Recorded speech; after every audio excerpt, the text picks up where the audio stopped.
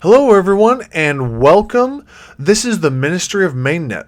Here at the Ministry, we have multiple branches to give you all of the crypto information you desire. We have daily crypto news updates, trading videos, how-to videos, and other cool specials. As always, if you enjoy our content, please smash that like button and subscribe to our channel. And if you wish to jump to a specific section, please see the timestamps in the details section below. Now then, let's jump into the cryptoverse. Right off the bat, software company Microstrategy announced Monday that it had bought another 13,000 Bitcoins for around $489 million in cash.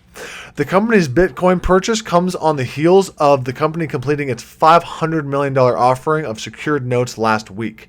MicroStrategy started buying Bitcoin last August and since then has accumulated over 100,000 Bitcoin. So what do you think this means for Bitcoin, this newest addition by MicroStrategy? Will it continue to tumble, or do you think this and other investors adding more and more money into Bitcoin will help it stabilize? Post your comments in the section below. Now, our next article is about billionaire Steve Cohen. He says he is fully converted to crypto, and he continues with, "I'm not going to miss this. I already feel like I missed the first part of it." So Stephen Cohen is the chairman, CEO, and president of Point72, which is an asset management firm. He is kind of a little bit of an old school guy, and he has an old school saying. So he says, at the poker table, you got to play to learn. There's no way around it. You can talk all you want, but you've got to get in the game. And in regards to a question he was asked about when to get into the crypto market, he said that timing is honestly sometimes just never good. And really, who knows? I don't know if these things are going to, go up or down. Now, that means that, again, sometimes you just have to just go in and, do the cold plunge. However, he did say that sometimes he might look foolish initially, but the more you learn the game and the more you size up what you're going after, that's when you feel like you're truly confident to take it to the next level. Again, this is a huge thing to remember for all new investors.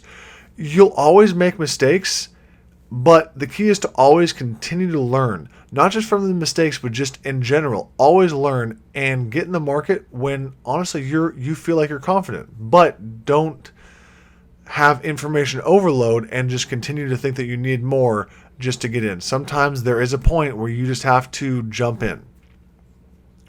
Now, he is actually not a large fan of Bitcoin. He says, forget Bitcoin. I don't care about Bitcoin. I care more about the technology behind the blockchain and how transformational and disruptive it could be. So, what are your thoughts about not just his trading strategy of kind of getting in when the information is all there, but also about what his comments are on Bitcoin? Let us know in the comment section. Now, speaking of other major investors straying away from Bitcoin, the banking giant Morgan Stanley has thrown its hat into the ring to support the leading altcoin, Ethereum. This is, again, huge news because it's just one more of these major institutions that are leaning more Ethereum than Bitcoin. JP Morgan Chase and Goldman Sachs are all into the Ethereum market more than they are into the Bitcoin. Now, one of the reasons that people are suggesting this is because Ethereum has been performing better this year than Bitcoin because Ethereum has been up about 240% compared to Bitcoin's 37%. The trading volume of Ether has surged to $600 billion in May. And that Morgan Stanley has claimed that it's just a better performing asset than Bitcoin. And this is also echoed by JP Morgan Chase and even a couple of other, other ones as well, such as Goldman Sachs. Now, Another reason for the fresh demand for Ethereum is Bitcoin's volatility has remained more temperamental than Ethereum, and losses incurred by investors as a result has led them to backing Ethereum. Now, I do need to ask, do you think Ethereum will take Bitcoin's place, or will Bitcoin reign the supreme king for years and years to come? Please let me know in the comments below. Now, more big news on Ethereum is that the Ethereum London hard fork is just around the corner. Now, they've had a really busy month with more than 3 testnets launched in June. The final testnet is now going to be on the 26th, which means that London hard fork, and again, is right around the corner. This is so exciting because the move to Ethereum 2.0 and POS is part of a larger plan to make Ethereum more sustainable and eco-friendly to entice more of these larger investors. The revamped network will also have more engagement around DeFi and NFTs as well. Another cool thing about the London hard fork is it will bring the cost of a transaction down with the EIP 1559. That will change the way the network determines the fee, with the lowest bid for block approval being charged to the user. Now, another issue that this is going to take care of is that the long-standing inflation debate with Ethereum will be solved, as the fees will be burned by the network removing the Ether out of circulation. Now, it should be known that Ethereum 2.0 will make these changes obsolete. However, they are still necessary at this point in time. Now, with this, there could be another little bump or pump for Ethereum. Let me know in the comments if you think that this will actually help Ethereum's price rise back up.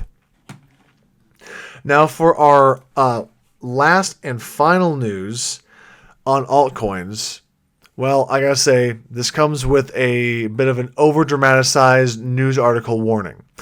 Investigating.com has this article right here that regards DOGE is now branded by the Federal Reserve Bank president as a Ponzi scheme. However, this is a incredibly clickbaity title. If we scroll down, we see that it's not the Federal Reserve Bank president, it's the Federal Reserve Bank of Minneapolis president, Neil Kashkari. He was the one that called it a Ponzi. However, this is also not even the first time that Kashkari has blasted cryptocurrency. In an event last year, he stated that cryptocurrency was like a giant garbage dumpster. He explained that the reason the dollar has value is because the U.S. government has legal monopoly on producing the dollar. In the virtual currency and cryptocurrency world, there are thousands of these garbage coins, quote unquote, out there. Literally, people have been fleeced for tens of billions of dollars, and finally the SEC is getting involved in cracking down on this. However, that's just a bunch of malarkey in my opinion.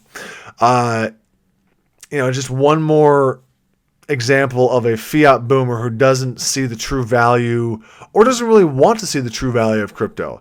Thankfully, he is not the president of the entire Federal Reserve Bank, and he's also not the head of the SEC. We can kind of, wipe our foreheads of sweat off of that one.